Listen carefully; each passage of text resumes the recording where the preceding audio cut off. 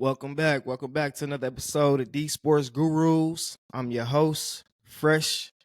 Um, Today we're gonna be talking football, Detroit Lions football, getting into the off season. I got a special guest with me. I got my man's Dez with me. Dez, you can go ahead and introduce yourself to the people. Let them know where to find you at on socials if you do socials or whatever like that. But go ahead, introduce yourself. Yeah, my name Dez. Just a Detroit guy, love sports, love to support my teams. As far as social media, I don't really have no social media like that. I got it, but I don't got it, so I don't really want to promote it like that, you know. Yeah, my man stay incognito when it comes to social media, dog. My dog don't really do too much social media. But this one of my good friends, not to be confused with my cousin Dez, right? This just my homie, one of my main mans. We go way back talking sports, having a lot of sports debates. Detroit Lions football, definitely. Stafford debates, some heated Stafford debates back in the day. Um, but we're gonna be talking Detroit Lions. I actually had Dez come on for a show, and the recording was bad. We was kind of kicking it about some um just a recap on the season or whatever like that. We won't recap the season on this episode. We just jump right into some of the off season moves so far as free agency. Now, we did have a conversation on the last podcast that I had you on, and we was kind of talking about some of the guys that we wanted to see them target or whatever like that, right? So obviously free agency started on the 13th. Today is the what's today's date? It's Um 17. Today the 17th. So it's been a few days. We're a few days into free agency.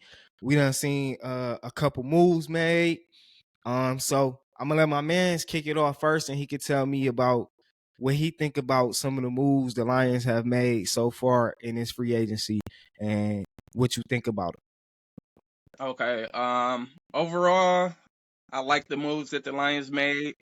I had a couple players that I preferred over the players that we got, but I feel like we addressed a couple of needs that we needed on the team. So I was pretty satisfied with, a couple players that we got. Okay, got you. Um, so with getting some new players, obviously that means we didn't retain all of our players that were on the team last year. One in particular that was a fan favorite to some. I know a lot of fans turned their back on this guy. I'm still a fan of him, and I was one of those guys who was a real big fan of this guy. CJGJ, Chauncey Gardner Johnson. Um, what you think about them not re-upping? Now we did see Chauncey come out and have some little comments and stuff like that, right? I ain't take those comments personally just because I'm a competitor and I understand the competitive nature and what going to competing and how attitude. Hey, I ain't on your team no more, bro. Like it's fuck y'all. Like you know what I mean. So I ain't have a problem with it. How did you feel about them not re-signing CJGJ and just probably his reaction to everything, right? Right. CJ, he was my guy. It was CJ was the type of person I liked on the team. I like his presence, his leadership, just his swag. He brought that toughness to the team that I felt Definitely like, swag. the Lions didn't really have like that. I like the rough around the edge type of players, that got a chip on their shoulder. Exactly. So, CJ was my guy. I did want them to keep him, but unfortunately, they went a different direction. Um, as far as, his comments or whatever, I'm with it. He ain't on the team no more. Right. He focused on his new squad. He said a couple of things about the Philly fans, when he left. So it's like, Exactly. it ain't personal like that, so Exactly. over You there. you could just Yeah, tell it's just like the normal kind of competitive banter that players gonna have and whatnot. You know what I mean? So I wasn't offended by it. Like that's the type of attitude that if I was a Philly fan, I would want to hear him coming in and saying like, "Hey, yo, they couldn't provide me with, y'all could provide me with." So I didn't have a problem with it personally. Um, so the players that we talked about and discussed and picking up was obviously that it was more bigger names. Guys like Daniil Hunter, and just we mentioned some names. You know what I'm saying? Like we mentioned the big names, but obviously Brad Holmes and the organization believes in building through the draft. We can see that with some of the moves that they made. But some of the guys that they did bring in and sign, how do you feel about them as far as like Carlton Davis? They made a trade for Carlton Davis, the former cornerback for the Tampa Bay Bucks. They signed Amik Robertson from he played for Las Vegas. They also re-signed Emmanuel Mosley back. Um, who else did they sign? They signed Marcus Davenport, I believe, Yeah, right? Mark Defensive Davenport. end. And then they also signed DJ Reader. Um, Donovan Peoples-Jones was re-signed back. Just a few names, just to name a few, right? How did you feel about those guys? Like, how you feel about those guys? I feel pretty good about him. Were you familiar with all of these guys? Because I know I wasn't familiar with some of these guys, and I had to go do some research and kind of like, all right, okay, I see what we got here. Yeah, I was a little familiar with Carlton Davis, DJ Reader. I've been knowing about him for a few years because the Lions was trying to target him before he went to Cincinnati a couple years ago, and he was like a big name in free agency. So I Right, was familiar with him.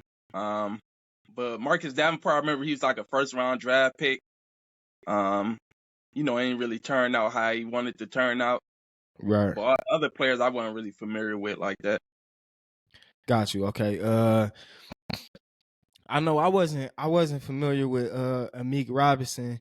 I definitely went and checked out his film, and I liked it. I liked it what I saw on film. I saw a scrappy guy who get after it, who make plays. You know what I mean? So I liked it that, and I heard a lot of good stuff from like the fan base that he was with. Like they really appreciated him as a player, and they were saying, "Hey, we got a guy."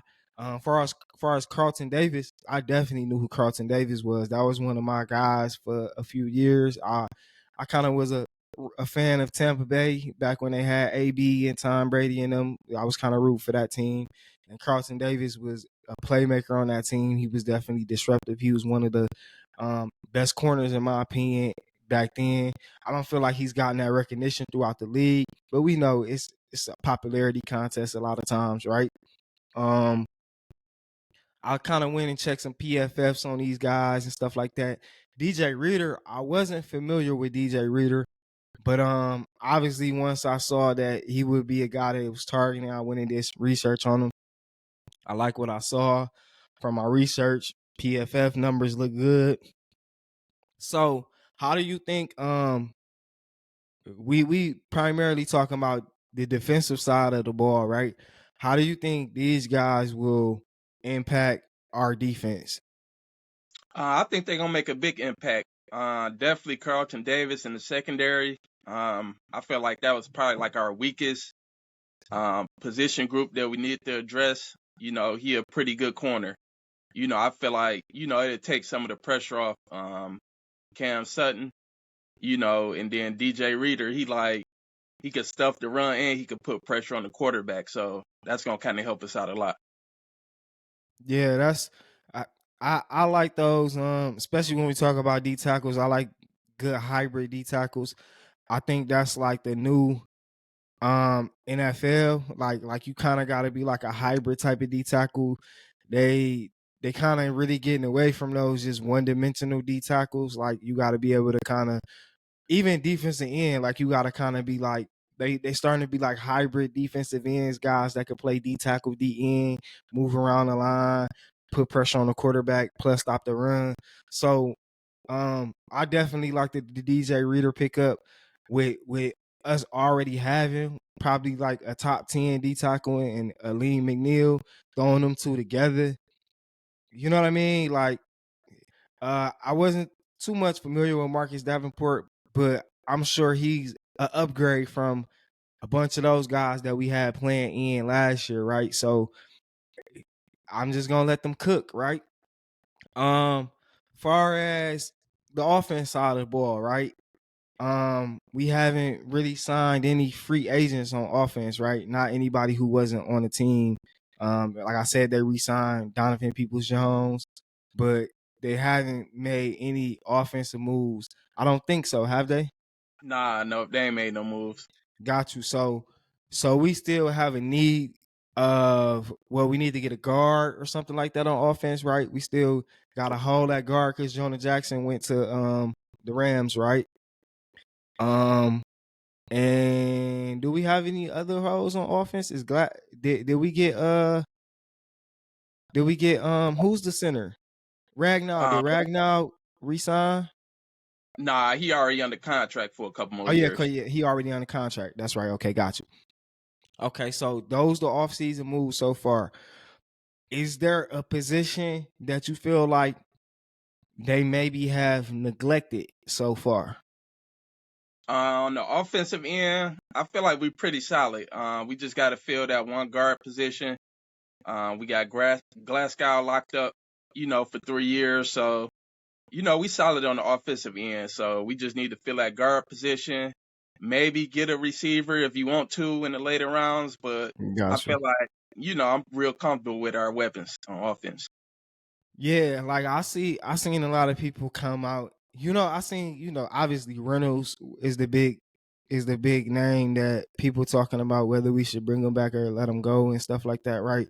And I'm kind of like in between on it because I feel like we need to make JMO more of a focal point within the offense, and I don't want the Reynolds and Goff, you know what I mean? Just that reliance on going to the familiar guy that I know of to get in the way of building that chemistry that I feel needs to be built between Goff and JMO or whoever the quarterback is going to be in JMO or whatever like that. I just wanted to throw that in there for those golfers who just believe we can't do no wrong with golf and whatever like that. But just putting a shot out there.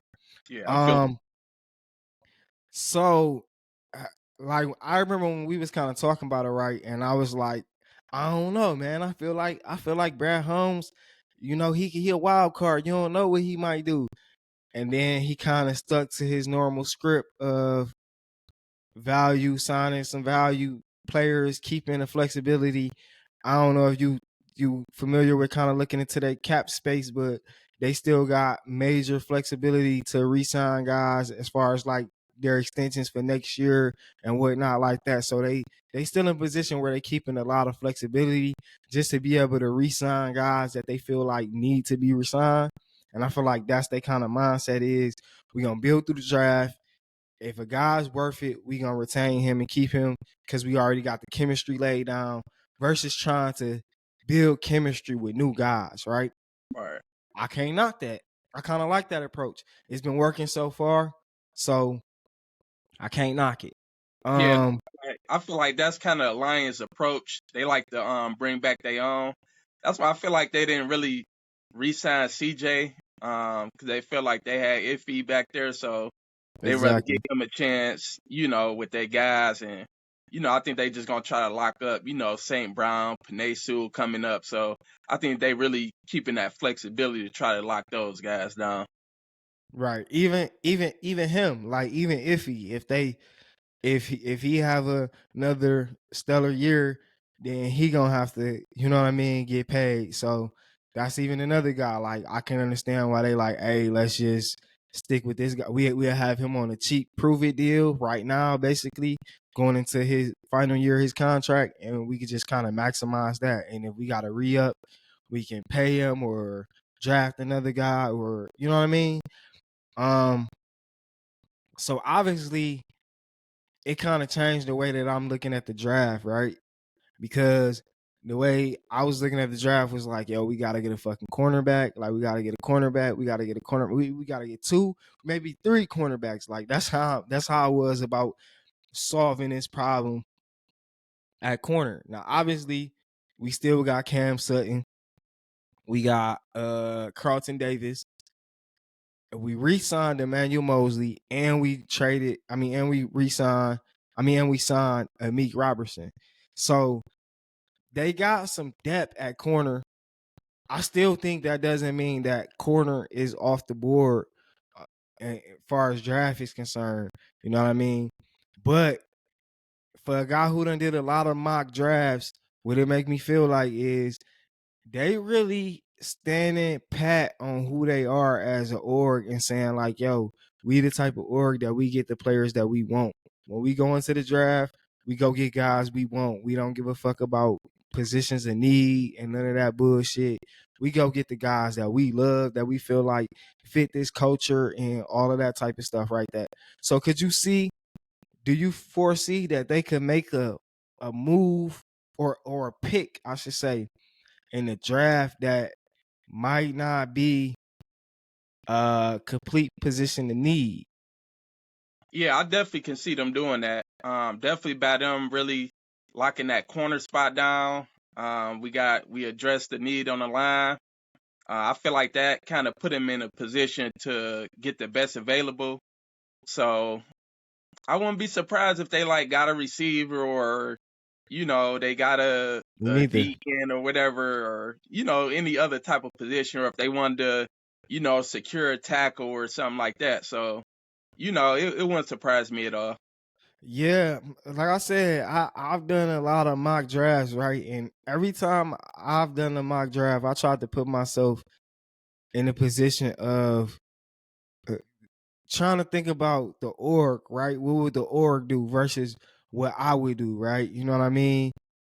And I think I kind of been looking at it wrong. I've been thinking about needs, like, okay, all right. So every time I've been getting down to the pick and it's my turn to pick in the draft in these mock drafts, right? I'm I'm scurrying through looking for corners, and you know what I mean? I'm looking for ends. I'm like, those the two main positions that I would look for first was corners and ends and stuff like that, right? I've came down to, and you know how like when you doing a mock draft, you can click over and you can see just the top players that's rated available versus like your needs. So you can see like, wow, who's still on the board. And I done seen guys like a Brian Thomas Jr. from LSU at wide receiver still on the board. You know what I mean? Byron Murphy from Texas. You know what I mean? I done seen those type of guys still on the board. Now I'm kind of like more in the mindset like, damn, they really might just shit drive one of them guys. Like one of them guys, they slip down there. They shit, we getting him.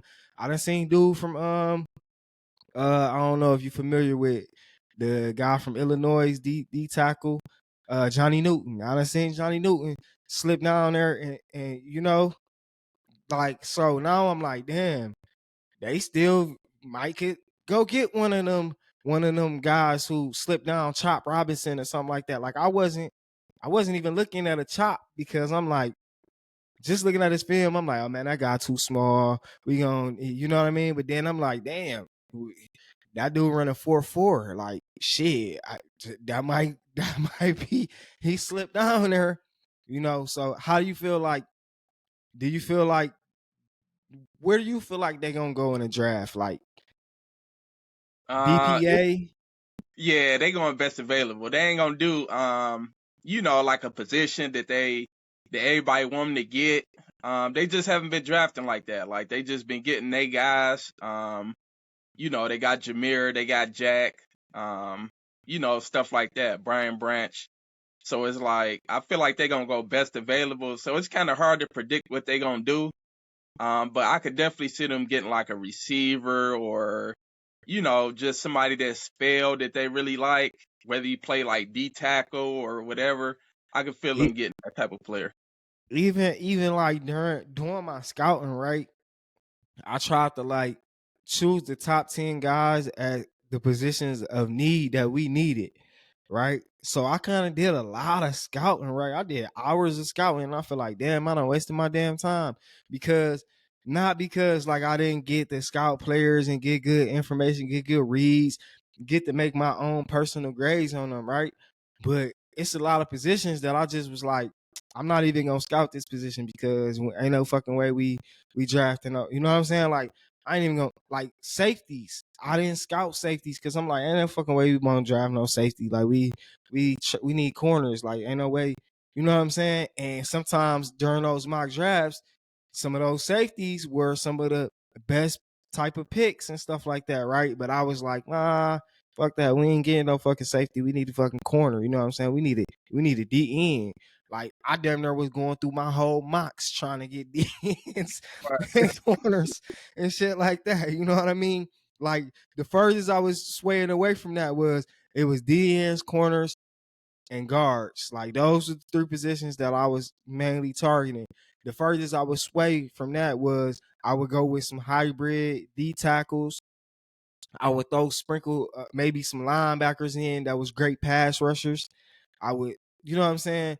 But I wasn't going outside of that framework. So now I just feel like, Got you. damn, Yeah, got you. Look at the receivers, look at all that. Look at man, tackles, they might get a tackle. You never know. man. So like even like people who for a lot of mock drafts I saw and they kept putting up Mikey Sanders still. I'm like, man, there's no fucking way that they will draft Mikey. Now I'm like, shit, they ain't no telling with the way they do that because Mikey is a guy who I know that a lot of teams gonna love him. They gonna love him just for who he is as a football player. They might just say fuck it, we'll draft him and figure it out. You know what I'm saying? Whatever the case may be, right? We already got a guy like that, in my opinion, in Branch. So it's like, you know what I mean? Even with us signing all of these corners or getting all these corners, right? Branch is still a nickel corner. So it's like, I don't, you know, but I'm not mad. The more, the merrier, the more competitive it'll be. The more the more depth you create, just in case guys get injured, because this is a physical sport, and we know guys do get hurt and stuff like that. Um, so yeah, the draft is gonna be real interesting, man. Is there like a player that you just like really love in this draft coming up? Um, it's not a player that I really love like that. I haven't really did like a full deep dive into my draft yet. I know we got like over a month to go, so I really lock in probably like 3 weeks, The last three month weeks. that we closing in on that month quick, We man. That closing shit, in, yeah, we it's getting coming close. quick, bro. You know. That's what's Yeah, up. Like I kind of, like I said, I did a lot of scouting. So when you start to do scouting, you can fall in love with some of these guys easy. Like, damn, we got to get him right. And then not only if you scout and you see it, but then you see some reports of some other people kind of validating that back to you. You like, damn. So I really did see what I really saw in this guy and that guy, right? And it's a couple players out there that's like that for me. Like one in particular that I really like. If you get a chance to look him up, Max Milton from Rutgers, cornerback. Man, I love the way that dude play, man. That dude, bro, he's a baller. And then I've seen a few mock drafts where they got us taking some guys, and I don't want to look them up. TJ Tampa, I kind of like him. It's some guys, Cooper DeJean is a guy that if he fall down to us, I would really love for them to take because he got that versatility as a defensive back. But obviously, we just signed all these DBs, so it's like, is they even gonna be thinking about DB? Like they probably fucking get a linebacker or a line tackle. I just don't know no more, bro. I'm really lost with the draft now, man. All yeah. right, so let's talk about um what's your expectations for some of the second year guys that we drafted, right? Like what I mean, you can kind of touch on what you thought about their rookie year a little bit, but like what you gonna be expecting from their development, and maybe even not even just focusing on just the second year guys, but like some of the younger players on our team on both sides of the ball. What are you going to be looking for going into possibly even the next season or preseason for maybe some guys that you might mention, right? Yeah. One of the players that I'm really kind of interested in to really see what they can do is Broderick Martin. He was a third round pick last year. He had a lot of unknowns about him. Uh, he a big dude. He like 6'5", 300 and some pounds, whatever. And Mm-hmm. we drafted him pretty high, but we didn't really get a good look at him. How how did you feel about them trading up to get him? How did you feel about that? It was a couple other players that I wanted them to get. Like I said, he came out of left field. He never even came across my radar. Do you feel Uh, like it was a do you feel like it was a reach? it definitely was a reach. I feel like he was just like one of them guys that they really like and they wanted to just take a chance on him. So I was cool with it, but for somebody to we pretty much spent 2 third-round picks on players that didn't play last year. So it's like, Right.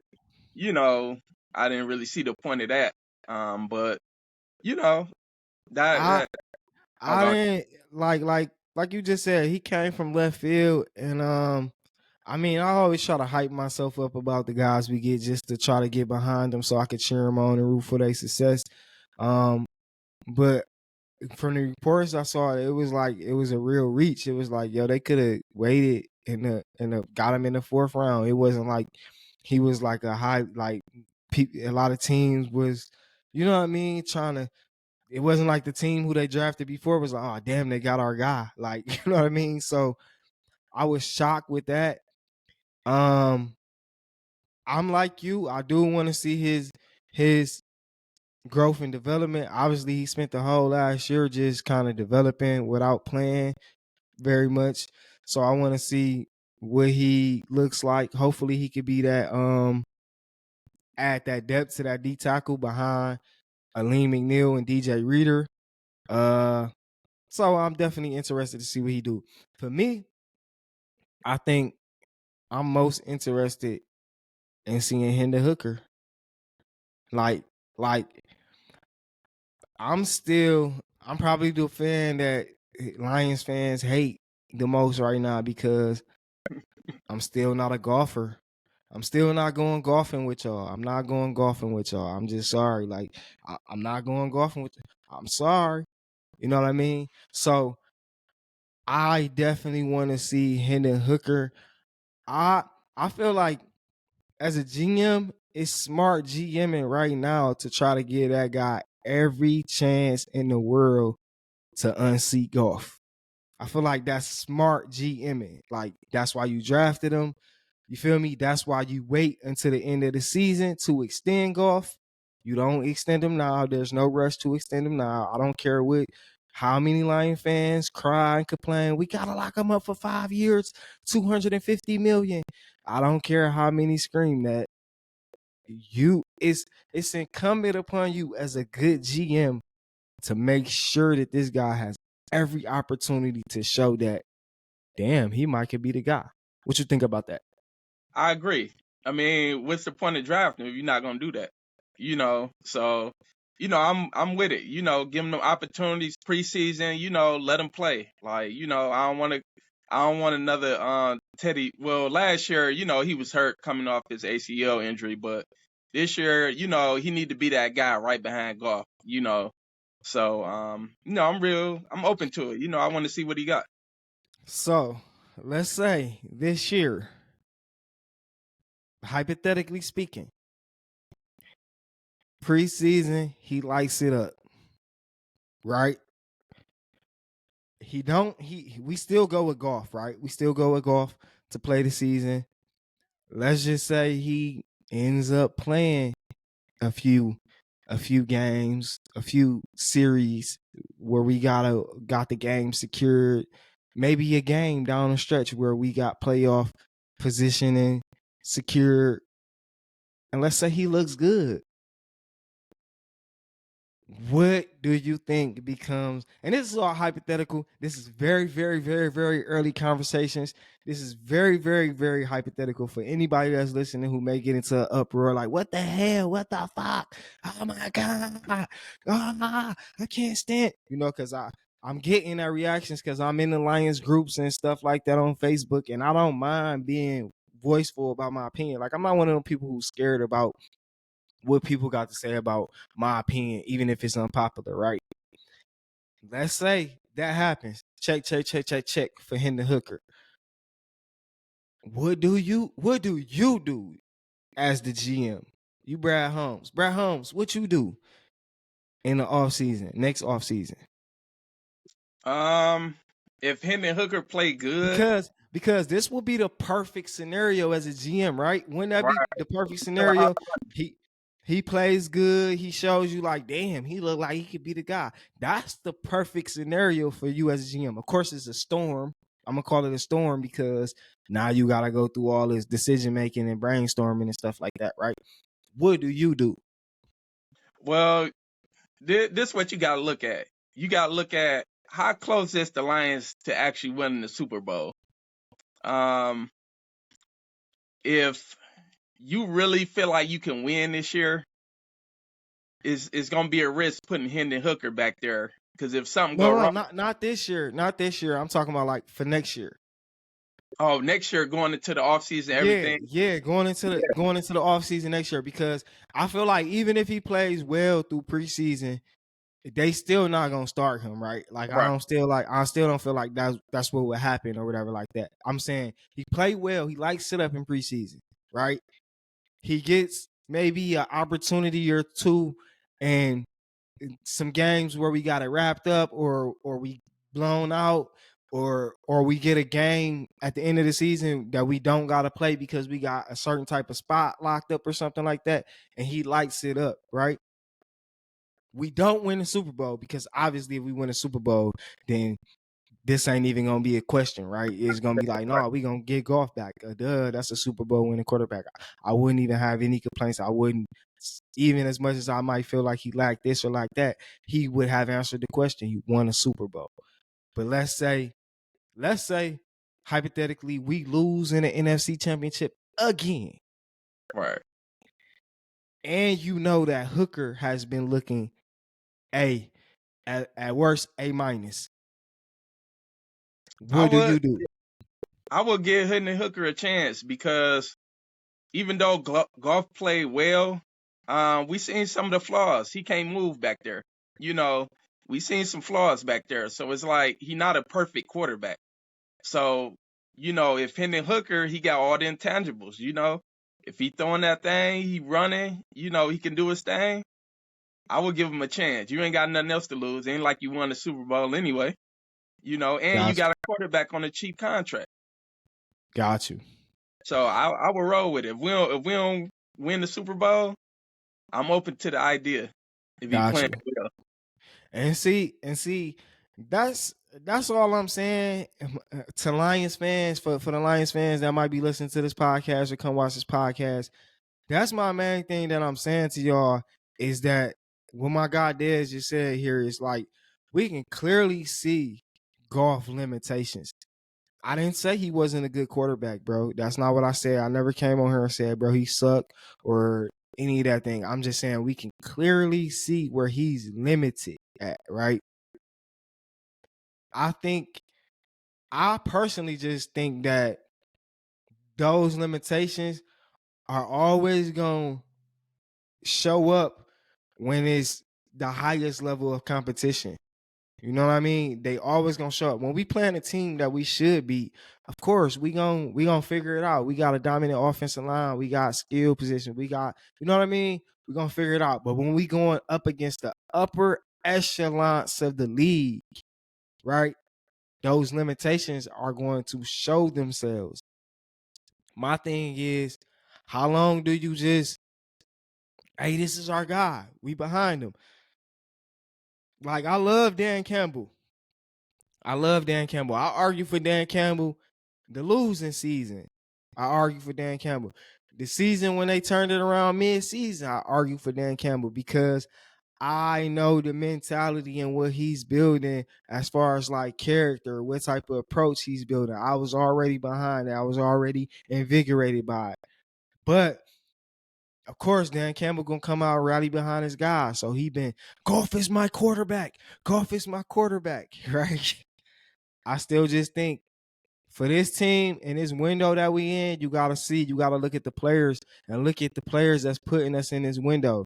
The Aidens, the St. Browns, the Branches.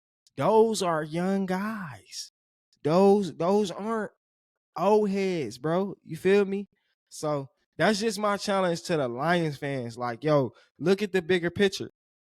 The best thing that could happen for us is that Hendon Hooker turns into a guy that could replace Goff. That's the best thing that can happen for. I just don't understand why so many fans are like opposed to that happening. Like it's like if you present the idea, they jumping down your throat. Like, and what experience do we got? And blah blah blah. Like, bruh, I understand that, bruh, but like, come on. It's a young So man's game, you know. it's young man's game, bro. Why If wouldn't you you want a guy on his first contract? Yeah, yup. You know, a lot of these quarterbacks, you know, they young. Joe Burrow, you got Jalen Hurts, you got Pat Mahomes. Hey, all these quarterbacks is doing that at a young age. It's not how it was back in the day, and all of them can move. You And, know, it's a different league now, man. You got to be able to move. and one of the main things that kind of opened my eyes up to this, like, yo, I just feel like we gotta really be thinking about the next step is facing our division opponents, right? Jordan Love, Jordan Love and Justin Fields. Like I honestly think Chicago did a terrible job in trading Justin Fields. Like that's not what I would have did. Like I would have more so traded that pick and got multiple picks and then tried to start building more weapons and a better team for him to have. Cause I You're feel not like lying. Get them Fields, a running game. Yeah. yeah, I feel like Fields was a fucking problem. Like when we played Yeah. him, he was a problem. You can't tell me that he can't throw the ball off of the games we played him. That motherfucker was putting it on the money. Him and DJ Moore had a chemistry already built too. Like why wouldn't you just try to add more pieces to that? So I get it. A lot of people believe in Caleb, which I don't, right? Personally, that's just me. I'd rather face Caleb right now than I would rather face Justin Fields again 2 times a year because I feel like we can catch Caleb as this a different level. NFL was a different level of speed than college, right? All of them. I'm not saying that he ain't gonna have a little magic, right? But we can catch Caleb. Fields was a problem. That boy was a problem out there for us, bro. So yeah, that's just my thinking on it. Um, anything else that you feel like you want to see from maybe free agency before they get into the draft, or anything that you just specifically want to see about the draft? Other than that, man, I feel like we can kind of wrap it up until some more stuff happen. We can kind of, you know what I mean? But anything else that you feel like you want to see or you want to discuss Lions related? I mean, free agency is pretty much you know, it's a couple players still out there, but I feel like, you know, the majority of the players that we got, that's probably what we're gonna end up getting. We might make a couple little minor moves. You know, we just waiting on the draft now, see what they do. And yeah, that's pretty much it, man. I feel like it might still be a couple steel guys out there um that could either enter free agency, get cut or something like that, or it's a couple guys that we could probably get on low budget deals. Like I like the way how the Ravens kind of got Clowney last year, and they, you know what I mean, like made the most of that on a cheap deal. I feel like it's probably a guy or two out there that I probably will want them to target towards the end of free agency when those guys know the market value is dried up for them and they probably just trying to get like a prove it deal. And I like some prove it deal type of players, so I wouldn't mind them going after a DN type of guy, maybe in Yannick, maybe Clowney, maybe a pass rush specialist that's just strictly, you know what I mean, trying to rush the passer. Maybe even like a receiver who the market kind of dried up on, who probably got like a specialty or something like that. So I'll probably be looking for one of those. But if not, I would still be satisfied with what we kind of have done going into the draft and going into next year. You know what I mean? So, man, let me thank my man's Dez for coming through, man, blessing the D Sports Guru podcast with his insight and his expertise as a Lions fan, as a fellow guru himself. I gotta say that because sometimes a lot of these dudes on the internet be trying to, they might see me talking from my sports page and it actually say D Sports Gurus, and I say, who you think you is calling yourself? And they don't realize, like, yo, it's plural, because I don't consider myself the only person that knows some type of sport, right? And even when you know sport and you probably consider yourself as an expert analysis, or people consider you as that, right? That doesn't mean you gonna always be right. For Like, sure. you still can be wrong about some stuff, man. Like you know what I'm saying? Like, the realness in you supposed to be able to come to the table or come to the forefront and be like, hey, shit, I was wrong about that. Like, I thought it was gonna be like this. It turned out to be that. I learned from it. Point blank, period. For sure. So again, thanks, my man. Thanks to my man's Dez for coming through, hosting us. I would tell him again and shout out his socials, but my dog Incognito, you can't find him on social media. Just look for him on the next episode of the D Sports Guru podcast. Don't forget to like, subscribe, comment, share. I ain't say that at the beginning. Sometimes I forget to say that during the show, so make sure y'all do that. Dez, good looking again, man. For sure. All right, bet.